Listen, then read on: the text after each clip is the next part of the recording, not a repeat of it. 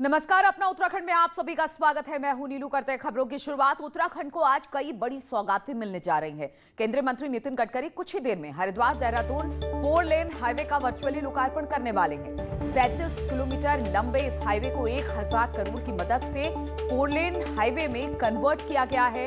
इस पर 3 elephant corridor और 6 अंडरपास, साथ ही साथ फ्लाईओवर भी बनाए गए हैं। तो सीएम त्रिवेंद्र कार्यक्रम का हिस्सा होंगे। नितिन गडकरी इसे वर्चुअली जुड़कर इसका लोकार्पण करने वाले हैं। तो कई मायनों में आज ये जो 4 लेन हाईवे है वो महत्वपूर्ण है। इसके अलावा कई और योजनाओं का लोकार्पण किया जाएगा जिससे कि उत्तराखंड के लोगों को बेहद सुविधा हो जाएगी। तो उत्तराखंड को सौगात मिलने वाली है। हरिद्वार देहरादून 4 लेन हाईवे का लोकार्पण आज किया जाना है। नितिन गडकरी इससे वर्चुअली जुड़ेंगे और इसका लोकार्पण करने वाले हैं। साथ ही साथ सीएम त्रिवेंद्र सिंह रावत भी इसमें जुड़ने वाले हैं। अब आपको बता दें, कई मायनों में ये 4 लेन खास होने वाला है। 1000 करोड़ की लागत से 37 किलोमीटर हाईवे ये तैयार किया गया है, जिसमें लोगों को सुविधा तो होगी ही, साथ ही समय की भी बचत होगी। रुद्रप्रयाग में 1 किलोमीटर लंबी टनल का भी निर्माण किया गया है।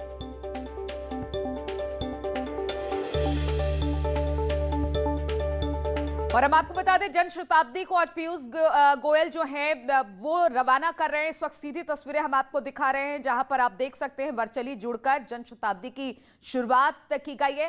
ये जो जन शताब्दी है ट्रेन है वो टनकपुर से दिल्ली के बीच चलेगी और रेल मंत्री पीयूष गोयल अब इसको हरी झंडी दिखा रहे हैं। तस्वीरें सीधे हम आपको दिखा रहे हैं। वो यहाँ से भी चलेगी और अद्भुत होगा, देखने लायक नजारा होगा।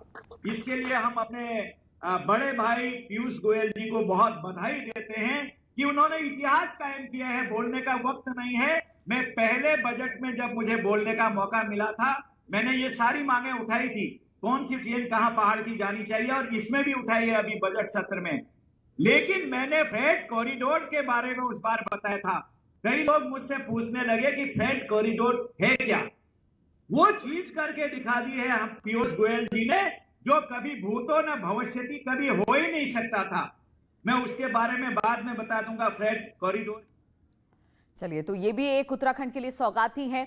बढ़ते हैं अगली खबर की ओर। बात करते हैं माघ पूर्णिमा के स्नान की। तो इसको लेकर कुंभ पुलिस पूरी तरह से अब तैयार दिखाई दे रहा है। इसे लेकर हरिद्वार में 3 दिन के लिए भारी वाहनों के प्रवेश को वर्जित कर दिया गया है और बाहर से आने वाले वाहनों को शहर के बाहर ही पार्किंग में खड़ा कर दिया जाएगा। आपको बता दें कि शनिवार को माघ पूर्णिमा का स्नान है और इसी को लेकर प्रशासन ने यह कवायद की है।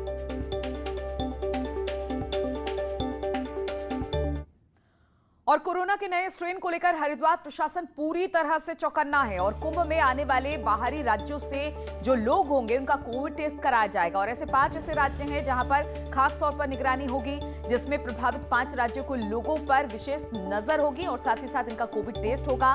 माघ पूर्णिमा स्नान और कांवड़ यात्रा को लेकर जिला प्रशासन ने इसके लिए विशेष तैयारी की है। और उत्तराखंड पावर कॉर्पोरेशन लिमिटेड ने राजस्व बढ़ाने के लिए अब ग्राहकों का सरचार्ज खत्म करने का आदेश जारी कर दिया है। इसमें करीब 6 लाख बिजली उपभोक्ताओं को लाभ होगा और ये उपभोक्ता हैं जिनकी बिजली का बिल लंबे समय से बकाया है। इनके लिए उत्तराखंड सरकार ने वन टाइम सेटलमेंट स्कीम निकाली है। इसके तहत एक मुश्त बिल जमा करने पर सरचार्ज को समाप्त कर दिया गया है। ये योजना 3 महीने तक लागू रहेगी, यानी जिनके भी बिल बकाए हैं लंबे अरसे से वो जा सकते हैं, बिल का भुगतान कर सकते हैं और अपना सरचार्ज माफ करा सकते हैं। एलटी इंडस्ट्रीज के कंज्यूमर हैं या हमारे पीटीडब्ल्यू के कनेक्शन है, निजी नलकूप के कनेक्शन है, इन सब का सरचार्ज जो है वो 100% वेव ऑफ कर दिया जाएगा अगर वो अपना मूलधन पूरा जमा कर देते हैं। ये स्कीम जो है अभी हमने 3 महीने तक यानी कि 18 मई तक शुरू की है। इसके लिए व्यापक प्रचार प्रसार किया जा रहा है।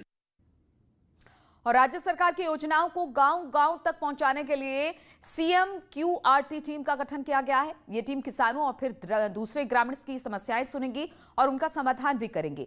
हर हफ्ते अलग-अलग गांवों में शिविर लगाए जाएंगे और शिविरों के माध्यम से ही किसानों की समस्याओं का समाधान किया जाएगा। सीएम क्यूआरटी का गठन किया गया है। इसके अंतर्गत जो प्रत्येक माह में विभिन्न गांवों में जो है वो विभिन्न विभागों के माध्यम से कैंप लगाए जा रहे हैं और वहां पे लोगों की समस्याओं को सुना जा रहा है, उसका समाधान किया जा रहा है और साथ ही साथ स्टॉल के माध्यम से भी जो भी हमारे जनवासी हैं उनको निवेशों का वितरण किया जा रहा है। मुख्यतः यह इसमें उद्देश्य है कि जो भी सरकार के द्वारा योजनाएं चलाई जा रही हैं और जो भी सुविधाएं दी जा रही हैं वो किसानों को या और जो आम जनवासी हैं उनको उनके गांव तक ही प्राप्त हो सके। और 1 मार्च को विधानसभा का सत्र गैरसैंण में होगा और इसे देखते हुए कोटद्वार जिला विकास प्राधिकरण के विरोध में कांग्रेस ने जन आक्रोश रैली निकालने का ऐलान कर दिया है। पूर्व कैबिनेट मंत्री सुरेंद्र सिंह नेगी का कहना है कि सत्र के दौरान जिला विकास प्राधिकरण को समाप्त करने का फैसला लिया जाएगा और यह आंदोलन किया जाएगा। एक जन आक्रोश रैली के रूप में हम लोग निम्बू चौड़ से मोटरढाक की तरफ एक जबरदस्त रैली का आयोजन हम लोग कर रहे हैं। उसी दिन जिस दिन विधानसभा का पहला दिन है 1 मार्च को, और इसको गैरसैंण में तक हम अपनी आवाज़ को पहुंचाना चाहते हैं कि जनता की एक ही आवाज़ है कि जिला विकास प्राधिकरण जो वर्ष 2017 में लागू किए गए संपूर्ण जिला विकास प्राधिकरणों को निरस्त किया जाए, समाप्त किया जाए। और भारत नेपाल सीमा से लगे चंपावत जिले का 80 किलोमीटर तक से ज्यादा का इलाका सीमांत है। कोरोना काल में सीमांत गांव में विकास की रफ्तार धीमी पड़ रही थी। इसे लेकर सीडीओ ने ब्लॉक अधिकारियों के साथ विकास कार्यों की समीक्षा की और शेष बचे कार्यों को जल्द से जल्द पूरा कराने के निर्देश दिए हैं। गवर्नमेंट में अभी हमारे पास जो धनराशि थी लगभग हम 90% के ऊपर खर्च कर चुके हैं और नई कार्य योजना शासन को गई है। इसके साथ साथ स्टेट बीएडीपी की धनराशि भी संभवतः हमारे पास शीघ्र आने वाली है और जिसमें हम मार्च तक कार्य प्रारंभ कर देंगे। और 1 मार्च से कॉलेज कैंपस और विश्वविद्यालयों में रौनक लौटने वाली है। ऐसे में जहां पर छात्रों की कुछ मांगे हैं, वहीं सरकार भी बेहतर सुविधा देने का वादा कर रही है।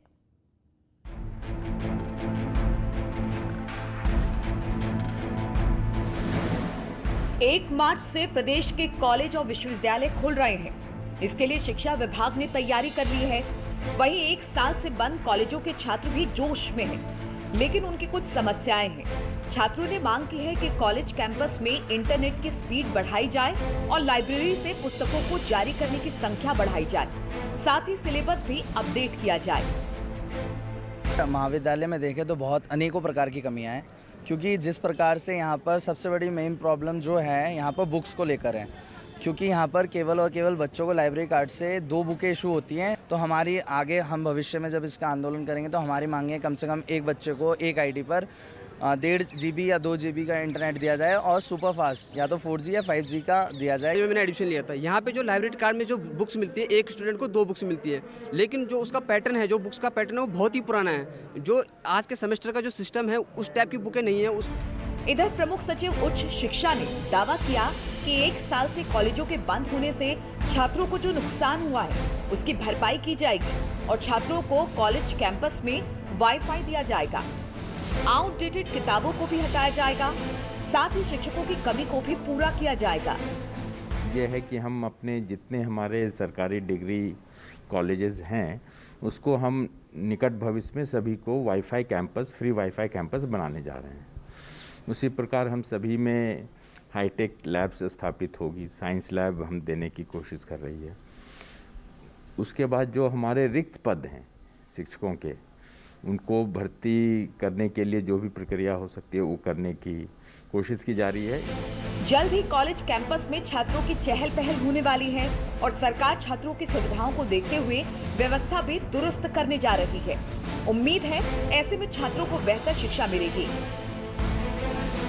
भारती सकलानी, न्यूज़ 18, देहरादून। और HNB यूनिवर्सिटी से एफिलिएटेड 18 कॉलेज के टीचर्स को पिछले 2 महीने से सैलरी नहीं मिली है। सहायता प्राप्त कॉलेज को राज्य सरकार की ओर से अनुदान दिया जा रहा था, लेकिन कुछ मामलों में दिए गए दिशा निर्देशों पर महाविद्यालय ने केंद्रीय विश्वविद्यालय से संबद्धता का हवाला देते हुए उन पर अमल नहीं किया, जिसके बाद सरकार ने ग्रांट रोक दी, क्योंकि एक्ट कॉलेज को ग्रांट दिए जाने की कोई व्यवस्था नहीं है। जबकि अधिकारियों का कहना है कि ग्रांट पहले ही बंद हो चुकी है, लेकिन फिर भी सरकार स्टाफ हित को देखते हुए बजट दे रही थी। ये अपने आप में एक बड़ा अनूठा या बड़ा अजीबोगरीब प्रयोग होगा कि दिसंबर माह की सैलरी रोकी जाए और जनवरी फरवरी का भुगतान किया जाए। इस पे विचार करने की और ठीक से कार्य करने की जरूरत है। निश्चित तौर पर ये ऐसा समय है जब जो टीचर्स हैं वो अपने रिसोर्सेज के बल पे ऑनलाइन क्लासेस ले रहे हैं, सारी वर्किंग्स को कर रहे हैं और विभिन्न तरह की जो परीक्षाएं आई डायरेक्टरेट से उसका भी महाविद्यालय ने उसका समुचित उत्तर भी दिया। उसके बाद भी आज तक जो सैलरी पेमेंट है वो नहीं हुआ है। नहीं, ऐसा कुछ नहीं है। देखिए, राज्य सरकार ने एक निर्णय लिया है कि पहले जो अनुदान देने की व्यवस्था थी वो यूपी एक्ट 1973 के प्रावधानों के तहत थी। तो जब से ये हमारी गढ़वाल यूनिवर्सिटी सेंट्रल यूनिवर्सिटी बन गई है तो सेंट्रल यूनिवर्सिटी एक्ट में ये अनुदान देने की कोई व्यवस्था नहीं है। और डोईवाला के बद्रीपुर में कार्यक्रम में डॉक्टर भीमराव अंबेडकर भवन का लोकार्पण हुआ है और यहीं पर मुख्यमंत्री भी मौजूद हैं। वो कुछ कह रहे हैं, आइए सुनते हैं उनको। तमाम जहां हमने कोविड पर नियंत्रण पाया है, वहीं आज हम दुनिया को, जिस देश ने कल्पना की सर्वे भवन्तु सुखिनः सर्वे सन्तु निरामया की, जिस देश ने कल्पना की, जिसने जीवन दर्शन दुनिया को दिया, आज 20 से अधिक देशों को हम कोविड का वैक्सीन देने का काम कर रहे हैं, लोगों के जीवन को बचाने का काम कर रहे हैं। ये भारत की शक्ति को, जब माननीय प्रधानमंत्री जी ने उसका आह्वान किया, उस शक्ति को जगाने का काम किया। आज दुनिया के देश भारत की तरफ देख रहे हैं। तमाम विकसित देश आज इस चमत्कार को देखकर सब नमन कर रहे हैं। बजरंग ब्राजील से जब हमारी कोविड वैक्सीन जाती है तो वहां से हनुमान जी को संजीवनी लिए हनुमान जी वो हमारे प्रधानमंत्री जी को भेजते हैं कि आपने संजीवनी, जैसे हनुमान जी ने लक्ष्मण के लिए संजीवनी लेकर गए आए थे, उसी तरह से आपने आज दुनिया के लिए संजीवनी बनाई है। मोर्टेलिटी सबसे कम हिंदुस्तान में। हिंदुस्तान दुनिया के तमाम जो विकसित देश जिनको अपनी स्वास्थ्य सेवाओं पर बहुत गर्व था, जहां पर हमारे देश के लोग भी अपना इलाज कराने के लिए यूएस जाते थे, फ्रांस जाते थे, तमाम दुनिया के देशों में जाते थे, यूके में जाते थे।